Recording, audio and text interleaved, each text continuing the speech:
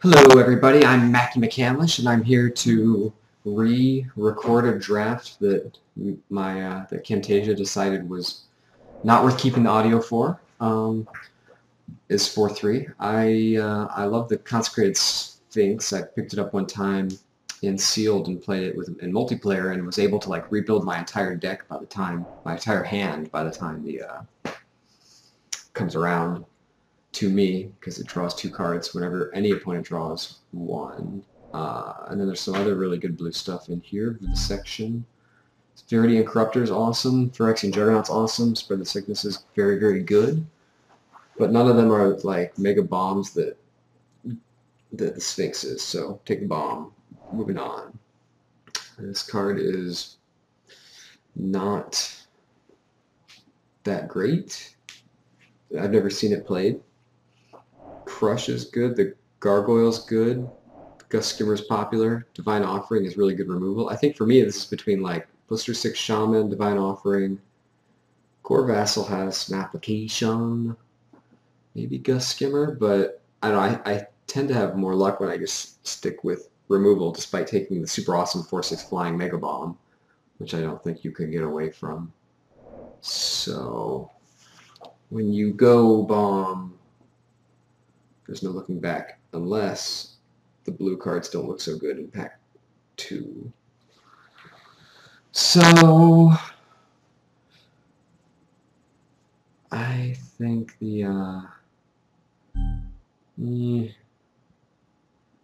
Divine Offering is really the way to go and keep yourself open for multiple things. I mean, the Gargoyle would do that too, but he's a little later and you want to be early power. So if you're white-blue, do you take Steel Sabotage this early, or do you jump into the core because it's the most powerful card? I think lately I've been getting too attached to my first couple picks, so this draft, my insight was that I shouldn't do that, and if strong cards come along and indicate a color is open, which, I mean, I've been better about this in the past, but I'm starting getting back to that, is, you know, if somebody gives you into the core third pick, and your next best thing, well, you could take another Divine Offering here. Sure wish I could hear myself talk, because it's really interesting stuff, I'm sure. This is really a fork in the road, though. Do you double down on Divine Offering, which is a fine card, or say, hey, red's freaking open? Because if you had to choose between red and white, I think you'd pick red. So, gets down to the wire, and he goes with the core, despite the bad luck I had with it in the past. And is rewarded for Burn the Impure right there. And the white dries up. I think that was a good call. Blue is not that strong, as we can see. We've got Oculus, which is good, but it's nothing compared to a Rotwolf, and probably even a Flare Husk. I guess that's debatable, and definitely nothing compared to Burn the Impure. So clearly the best blue cards are getting taken, or they're just not that great. Here we have an awesome Spin Engine. It's another one of these sort of lines in the sand. How white do we want to be? We could be Spin Engine, we could be a quarter Paladin. I think if you're making a deck that wants to, I don't really trust a quarter Paladin. He has his successful moments, but he's so, you're sort of like just throwing him out there because you want to buff your other guys, but then you do that once and he's dead. Whereas Spin Engine can keep doing his job as long as you have mana free for it. So if you look at the cards here, it's like, yeah, Bladed Sentinel and Tine Shrike aren't all that, but Rusted Slasher and Ogre Resistor are both good. So Spin Engine, I think, if you're going for like a quick burn him down deck, I think is the way to go. This choice is interesting because it does really impact the way my games went, I think, out of a lot of picks. And people have said that I've been valuing the Silver Skin armor too much, which is probably true. This is the 6th pick, and I'm not seeing much in blue that I want.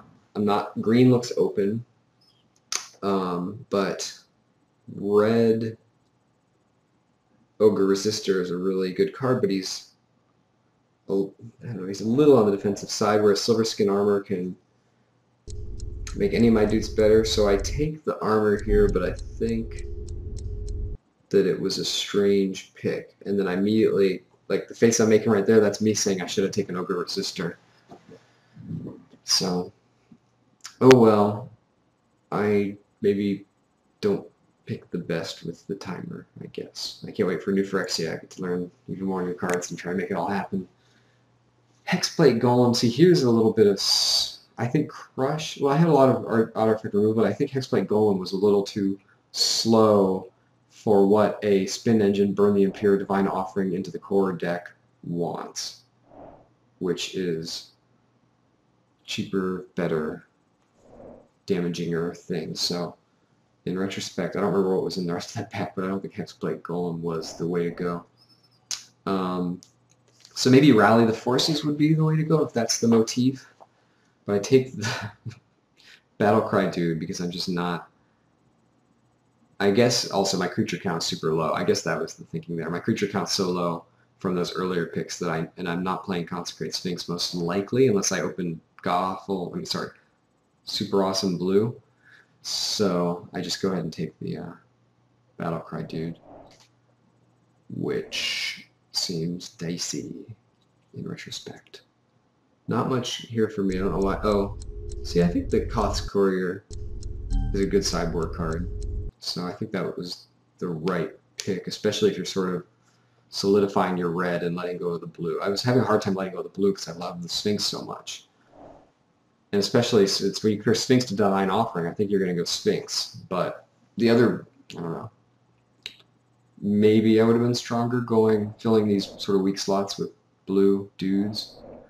This pack, do I take Crush here? I didn't think so. I think I should have taken Crush. I think I was can't really pick which one I want, red or blue. So I take Gust Skimmer, grab another Spin Engine, Snap Pick Nathosaurus, who is decent. He's a decent dude. I mean, he's not great. Obviously, he's a super late pick, but if you have some artifacts, you can get in there for some finishing touch. The Sphinx. See, now it's like Sphinx versus Divine Offering, and the Partisan's not much, and the Bladed Sentinel's clearly not much. But it's easier to splash a 1 white, and you might pick up an Arrest or something, so it's really tough to go double blue, double red sometimes, especially when it's lots of double red and you have no mana acceleration yet. So we open super awesome double white, awesome single white, awesome single red. I look like a kid that just, opened his presents, so to say. Look at him. He just can't believe all his choices. Wonderful. Shoulder rolling forwards. Sit up straight. I don't think this pick is actually as hard as I'm clearly making it, because I don't really have much luck when I go hard equipment and equipment combo dude. Maybe it's better than I give it credit for, but it never seems to work. Maybe it doesn't. It just doesn't seem like it's something. It's an archetype I've tried to do over and over again, and can be very frustrating and make you very 2-for-1. I think it teaches you good lessons about getting 2-for-1. So with that in mind, especially since some of these creatures in here are kind of nonsense, I think you have to go with the creature that does bad things to other things. Right? Right? Yes. Good. And then we have Sunspear, more equipment, so we probably could have had a really cool equipment dual it up thing, but if this Volshock kind of cements me in the direction of short kill 'em off games.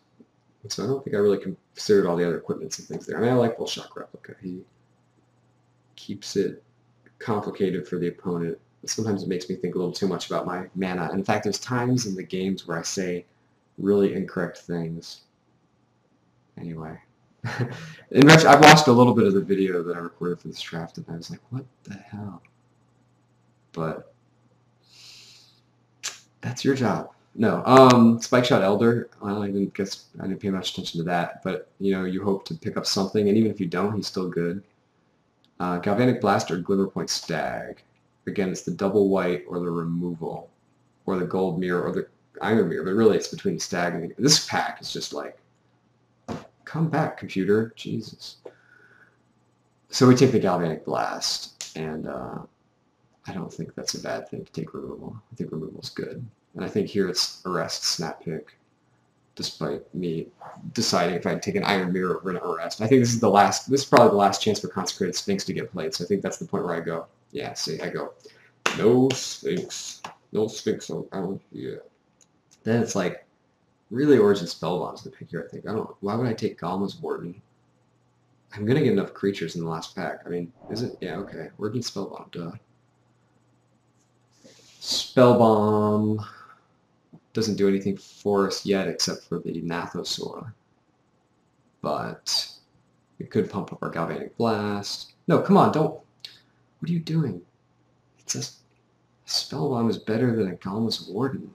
You want to be aggressive. That's why you have the Volshock Replica and the Spike Shot Elder and the Burn the Impure and the Arrest and the Galvanic Blast and the freaking Turn into the Core and the Scrap Melter.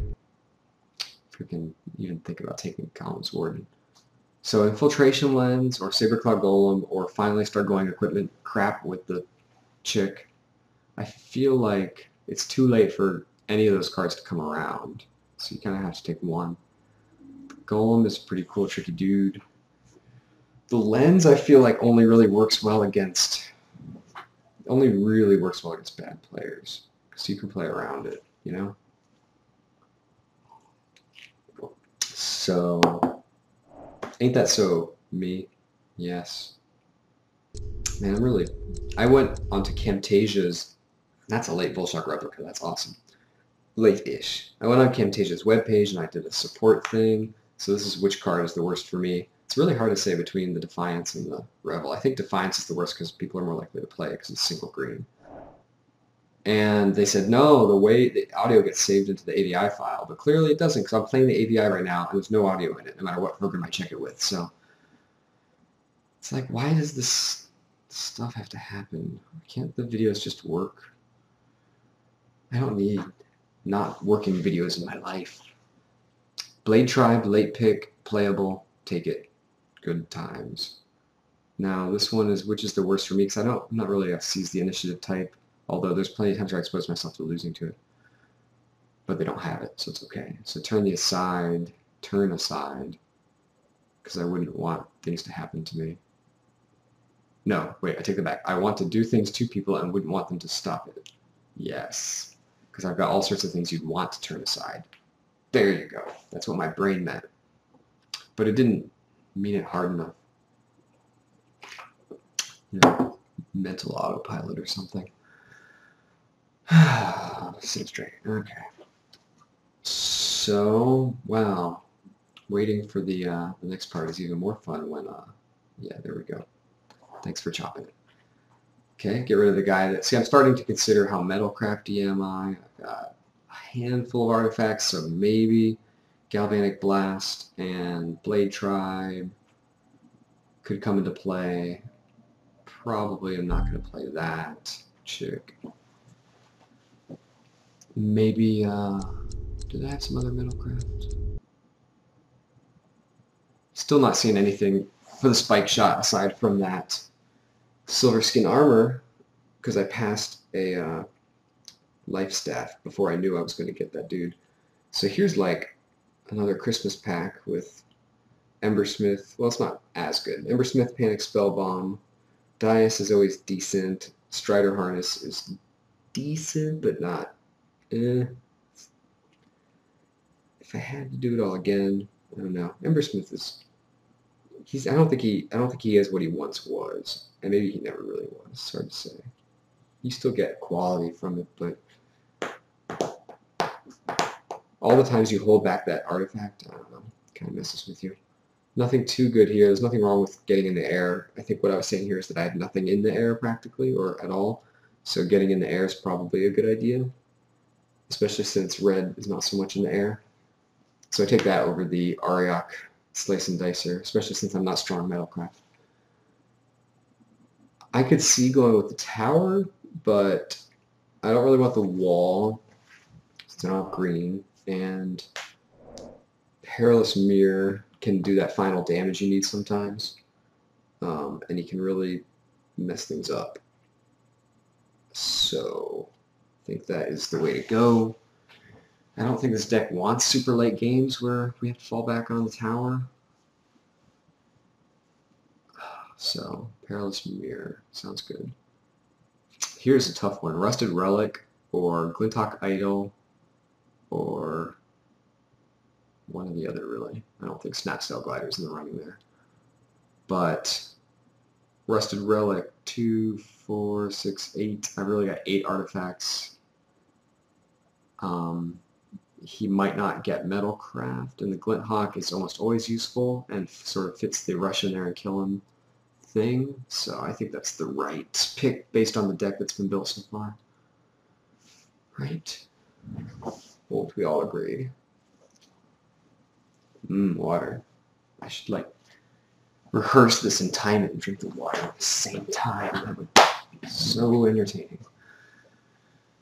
I've been watching more videos, draft videos. I really find draft magic is the most entertaining. Just, it's fun watching really smart magic, experienced magic players play. And they have some personality too, so that's good. It's a good combination.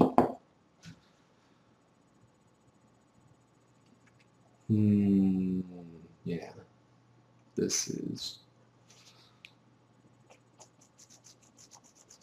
is my Brady Bunch moment. Okay, doing stuff. Oh, now we're doing stuff. Sweet. Gold Mirror is awesome. Awesome, awesome. Panic Spellbomb's not bad. Galma. Not crazy about Galma, really. I used to be crazy about Galma, but I've learned to let Wardens be Wardens. Man, I just love sort of sinking into these choices and really letting them simmer. That's not the word. Broil? No. It's like when you let a steak do something. I just can't remember what. Yeah, let's just sit here and be on the Gold Mirror for 30 seconds while we talk about the Blade Trip Berserker or whatever I'm doing. Can't possibly be that meaningful. What am I considering here? I'm going to take... Whoa. I guess that's what I was talking about. I kind of... In retrospect, yeah, I think I agree. It's a tough one, but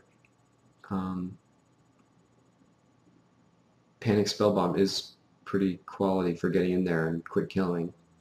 And oh, you know what it was? I almost want to pause it to talk about it because it was a smarter thing than I normally do, which was appreciating the slimness of my 4-drops and saying a Mana Mirror is not going to be the key thing in this deck. And I think here I'm wondering, should I take a Silver Mirror? Should I take the Infiltration Lens, even though I don't like the lens that much? End up taking the lens. Debatable. It's an early artifact for Embersmith, at least. But yeah, I think not taking the Gold Mirror there was okay, because you really have to appreciate the cheapness and the fact that the 4-drop slot was so empty. I think... Especially, it's not like you want to rush the Scrap Melter out or the Blade Tribe or into the core. So not only was the 4-drop slot empty, but it's stuff you usually don't want to play right away. So that, and the Fulgent Distraction works on the big weapon, and it's good for getting in there quick, and they're all tapped, and you just kill them. So, yes. I think Panic Spellbomb was the way to go there. Congratulations, me of the past. You're smarter than me of the present. Because probably I was in a, really in the groove, and then I get another Panic Spellbomb and go, okay, fine. I've had enough sensors in my time. It's fun when you win with them, and it's really depressing for the other guy, but it's a long clock that they can have plenty of time to reply to. Don't have much mirror. Perilous Mirror is kind of neat with the Galvanizer, but getting another cheap artifact, and I've already got enough creatures. It's fine.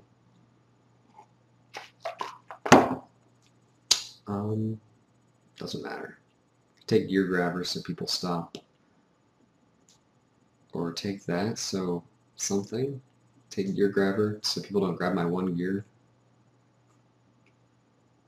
Here I should take Blunthia's Soul, and I think I realized that right after, but oh well.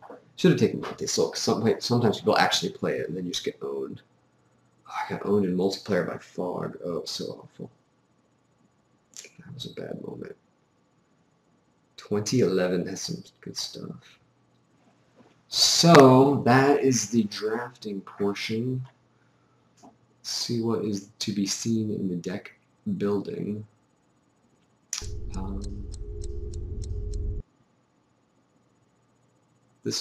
I actually ended up with a lot of quality stuff, despite not being able to play my cool blue that I picked up. Play this, don't play that, play that, play that, play that, don't play that. Pick the good artifacts, put them in there. Don't know if we need 2 Panic Spell Bombs. Yeah, that looks good. Sure, take a... It's kind of weird how the mouse... Oh, I guess that's because it's all part of the way Camtasia works, so we don't get a mouse icon for this portion. But I'm okay with that. So we're at 18, but only 10 creatures, so I think what I eventually realize here is that if you only have 10 creatures and you want to kill them and you have room for 5 more cards, you should probably put creatures in. So... put some creatures in.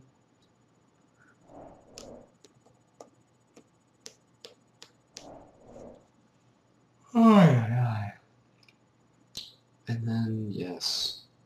See, all these things, this is also comes down to deciding how aggressive your deck is, but they have various I mean, I don't think you want the Blade Sentinel in there. It's not what I would call aggressive. It's pretty slow for a 2, what is it, a 2/4? Guess I could move this. Yeah. I don't think that is the best choice. Hexplate Golem.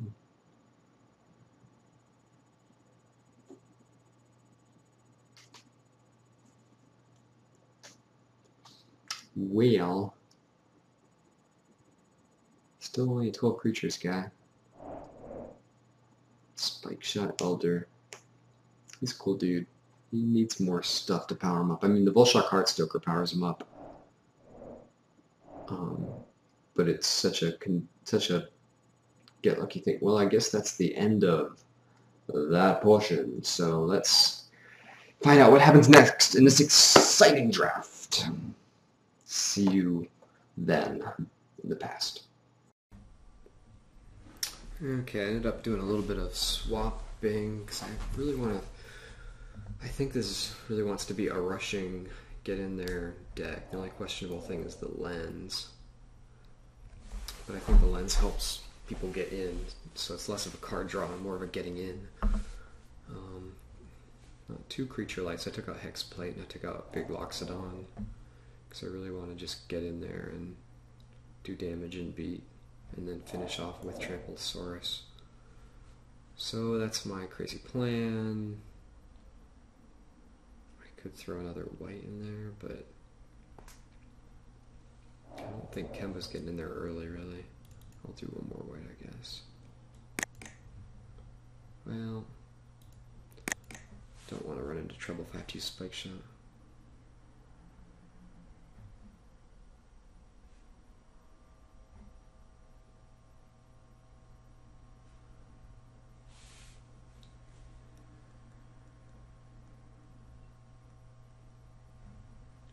I think if you're going to play a double white dude, you kind of have to deal with it, so... Okay.